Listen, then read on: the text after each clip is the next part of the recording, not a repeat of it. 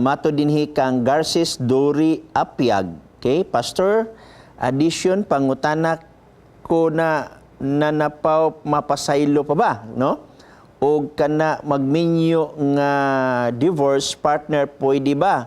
Salamat, Pastor. So usahon na lang nako ang imong pangutana kang Arlen Alerta Tobiliara. Okay, hi Pastor, maayong adlaw. Naalang unta ko'y pangutana, Pastor, about sa usa ka tawo nga nahigugma siya sa laing lahi, no? Ang iyang pasabot sa laing lahi, lahi nga rasa, no?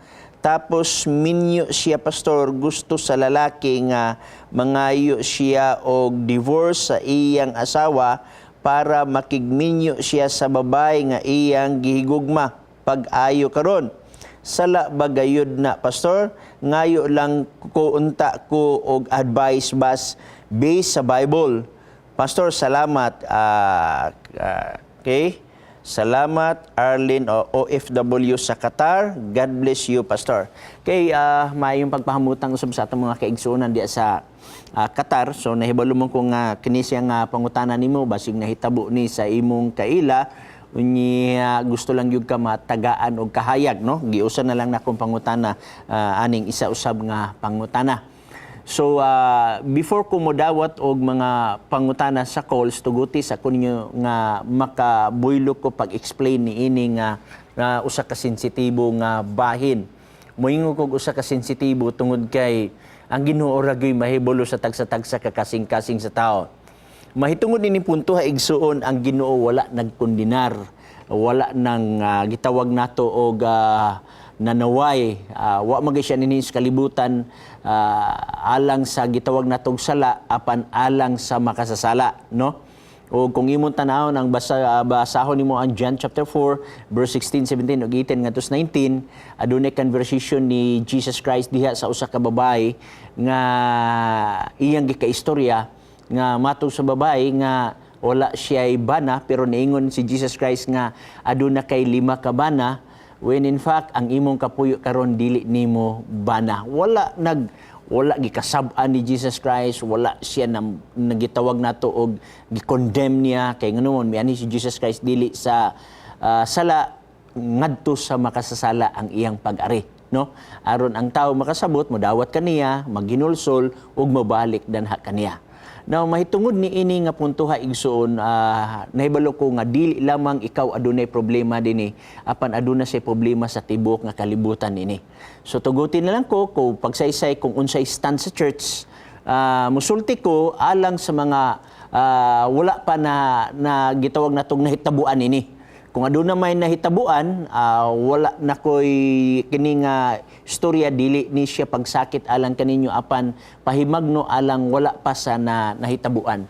Now, mahitungod sa kaminyo on igsuon, ang imong pangutana sa laba, aton tan-awon ang balaang kasulatan sa unang Korinto, Kapitulo 7 sa bersikulo 10 og 11, no? Ato matagaan og punto kana siyang area. 1 Corinthians chapter 7 verse gitawag nato og 10 og 11, no? Chapter 7. Okay, akong basahon ang mao nga punto aron ato makit-an ang mao nga gipahayag sa balaan nga kasulatan. Nagingon diri.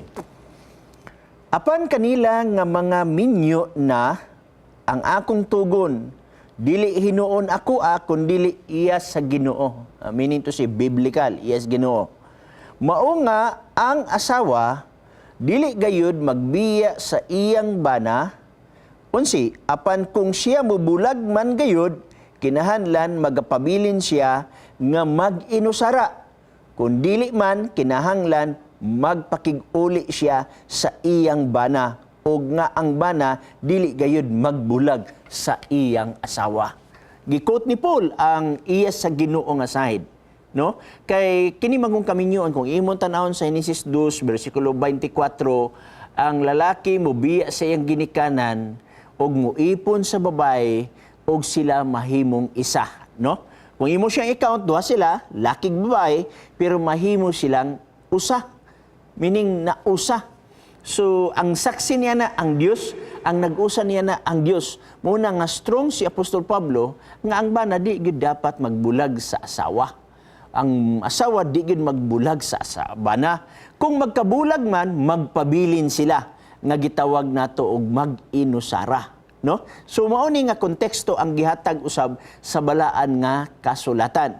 Pero kung gusto nato palawom-lawman gamay ang eksplikasyon niini, mudagan yun ta balik igsuon sa Mateo Kapitulo 19. Pero ako, sa di pa na ako tandugong ang Mateo 19, nakabalo magyud ta nga kanang gitawag nato adultery naa magyud as napulo kasugo sa Exodus chapter 20 verse 14. Unya kung aton tan-awon igsuon ang balaang kasulatan sa Leviticus chapter 20, ang sa panahon sa theocratic form of government nga diin si Moses mo'y nagdala, kung ang usa ka tawo gitawag natog makalapas ni ana nga adulteria, usa ka kamatayon ang gitawag nato og bayad niya na. Okay? Kung imong tan-awon dinhi sa gitawag natog Leviticus chapter 20 verse 10. Nagingon, ug ang tawo nga manapaw sa asawa sa laing tawo, bisan kadtong nagapanapaw sa asawa sa iyang isig ka tawo sa pagkamatuod gayud, pagapatyon ang mananapaw nga lalaki ug ang mananapaw nga babae. So, sakit siya, no? Kay sa Old Testament time, sa theocratic form of government, death penalty man. Unya, pinaagi ra man na siya sa bato, balo biya ka sakit kay ng bato.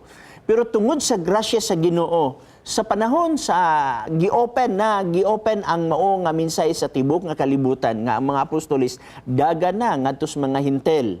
Wala na ning gitawag natong theocratic form of government. Dili tungod sa grasya, kita gitagahan og taas kayo nga pailob sa Ginoo. Pero naagyapoy judgment, pero ang judgment igsoon didto na sa gitawag nato og pagbalik sa atong Dios, no?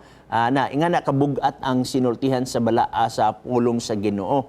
Now, karon balik ta sa konteksto sa Mateo 19. Adunay mga panahon dinhi igsuon nga gikan si Ginoong Hesus sa Galilea, paingon siya sa Judea, unya nahibagat niya ang mga Parisiyo. Og ang mga Parisiyo igsuon sige na sila og pangita og bikil sa Ginoong Hesus aron aduna sila ikasumbong. Og usa sa ilang gisgutan dinhi niya sa Matthew chapter 19 verse 3 nagingon, og dihay mga Parisiyo nga miduol kaniya og misulay kaniya pinaagi sa pagpangutana nga nagingon, alang sa usa ka lalaki, uyon ba sa kasuguan ang pakigbulag niya sa iyang asawa sa bisan unsang hinungdan? Okay? Uyon ba sa kasuguan pagbulag sa iyang asawa sa bisan unsang hinungdan? Balo ka asa ga-base ang mga Hudyo sa pagpangutana kang Ginoong Hesus dinhi sa Deuteronomy chapter 24. Ako na i-discuss karon tuntod. Diha magud sa Deuteronomy chapter 24, mauni ang basihanan sa Parisiyo, no? Deuteronomy chapter 24 verse 1, verse 2, verse 3, verse 4. Mauni ang basihanan sa mga Hudyo. Gikot niya ang usa ka school of thought kay duha man ka punto nga una-una. Number 1, iya sa gitawag natong School of Hillel, og ang isa iya sa School of Shammai. Sa School of Hillel adunay gitawag nato og sobra ka liberal nga pwede sila makigbulag sa ilang asawa, nanas mis na igsoon. Pwede sila makigbulag sa ilang asawa bisag ang hinungdan lang nga nakabuak og plato, ang hinungdan nga dili sila ganahan sa ilang asawa, nawala ilang gugma, pwede sila mubulag.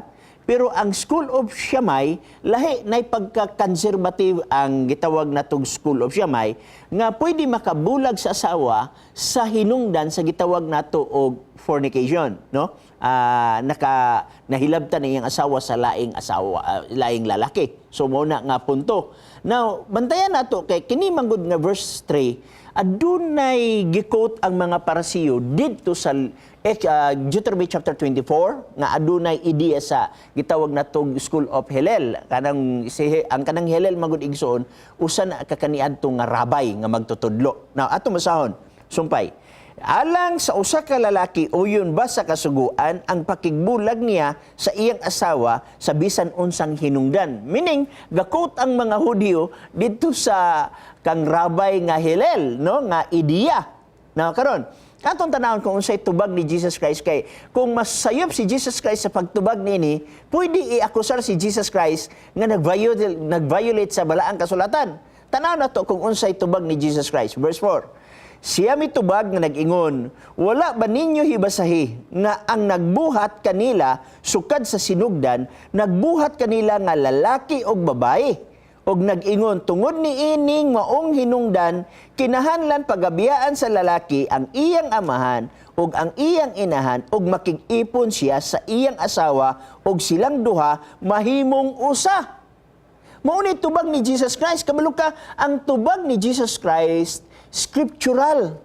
Ang tubag ni Jesus Christ, ato sa ning i-explain kadyot para dili mabugto ang flow of thought.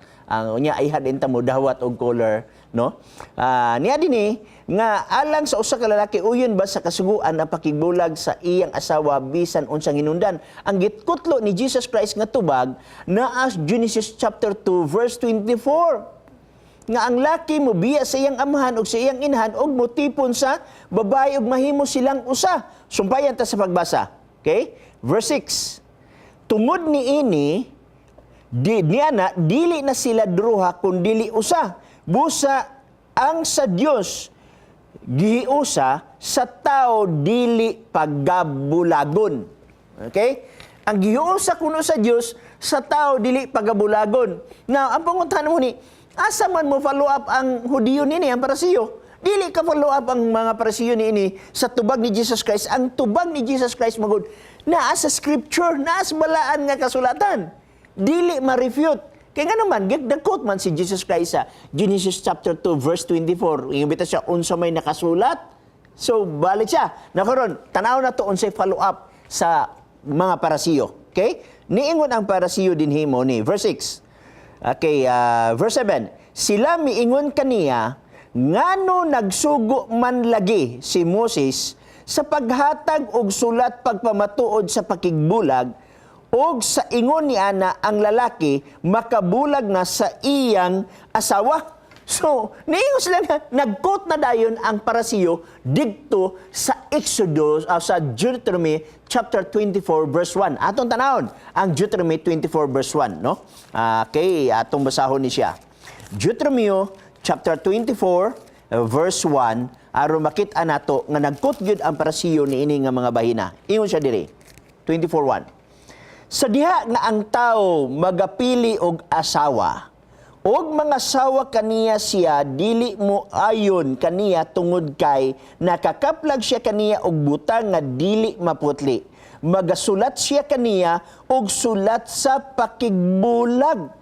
So, nagkot ang Parisi dinhi sa Exodus 24:1. Mo bitaw na ingon Parisiyo dinhi, sila miingon kaniya nganong nagsugo man lagi si Moses sa paghatag og sulat pagpamatuod sa pakigbulag og sa ingon ni ana ang lalaki makabulag sa iyang asawa. Okay? So, nagkot siya. Balo ka unsay tubag ni Jesus Christ, verse 9. Og magaingon ako kaninyo, bisan kinsa nga magabulag sa iyang asawa, gawas kung ang hinungdan mao ang pakighilawas, unya mga sawa siya glain, makapanapaw siya. Bantayan ninyo ha? Kaya nga naman, adunay gihatag si Jesus Christ, nga ni magud igsuon. Nganong adunay balaod si Moses kanhi igsuon nga gitawag og sa Hebro nga pinulo nga diri ngingon seper kereto o kerethot. Ang punto magud igsuon kanang certificate lugar o certification nga mohata og certification pakigbulag, meaning to si magbutang og sulat para magkabulag. Sa panahon magud ni Moses igsuon kabalo biyatan na iulipon ang mga Israelihan noon 430 years dito sa Egypt. Ug sa paggawas nila sa Egypt, pagawas adunay problema sa gitawag nato og kaminyoon yan ang panahon na. Pero imong mamatikdan ang tubag ni Jesus Christ dinhi igsuon, insya og bagaingon ako kaninyo, bisan kinsa nga magabulag sa iyang asawa, gawas kung ang hinungdan mao ang pakigilawas, unya mga sawa siya glain, makapanapaw siya. Ingani punto igsuon. Kung ang matiayon nagbulag, ang isyu kwarta, dili na siya scriptural divorce. Okay? Kung ang magtiayon nagkabulag kay ang hinungdan gitawag nato og problema sulod sa balay, dili na siya gitawag og scriptural divorce, meaning wa magtugot ang Biblia nga magkabulag sila. Kung ang imong basahon dinhi nga gisulti ni Jesus Christ, naay gitugot sa Biblia nga magkabulag sila sa issue sa fornication. Basahon ko pagbalik ha, ingon si Jesus Christ. Og magaingon ako kaninyo, bisan kinsa nga magabulag siyang asawa, gawas kung ang hinundan mao ang pakighilawas. Unya mga asawa siya glain, makapanapaw siya. Kanang word din hiigsuon nga gitawag og pakighilawas, gikan sa Greek word nga fornia. Okay? Ang word nga fornia, dito na gikan kanang word nga fornication. Ang root word na nagikan sa word nga fornia, fornication, pornia. Unya, ang fornication igsoon, ang definition ana daghan. Number 1 ana, naghisgot og kaning any deviation from normal sexual activity. Meaning to say, dili no kanang gitawag natong nag-deviate ka sa normal. Ang normal mao ni banag asawa, normal la siya. Pero kung aduna na third party, dili na siya normal. Okay? Bisan pa man kay laki isig kalalaki nagminyo, dili na siya normal. Babae isig kalalaki nagminyo, dili na siya normal igsoon. Okay? So ang gingon ni Jesus Christ, kung ang og magaingon ako kaninyo, bisan kinsa nga magabulag sa asawa, gawas kung ang hinungdan mao ang pakighilawas. So meaning to say, nagbulag mo, ang hinungdan mo ang financial, dili na scriptural divorce. Meaning to say, bisag mangayo pa ka og sulat sa imong asawa nga nakigdiborsyo ka, dili na ilhon sa Biblia, dili na ilhon sa simbahan, labaw sa tan dili na ilhon dito sa langit. Kaya nga naman, nagbulag mo tungod sa kwarta, nagbulag mo sa unsang paagi. Ang gitugutan din hiigsoon nga makabulag, kadto ang hinungdan sa gitawag natog fornication. Example, kung si Mr. A o si Mrs. A magtiayon, si Mr. A nakakita na og laing babae nga si Miss A o si Miss B. Okay? Unya, nakigtipon siya. So, si Mrs. A nabilin. Si Mrs. A igsoon, siya ang innocent party. Okay? Si Mr. A, guilty party si Mr. A.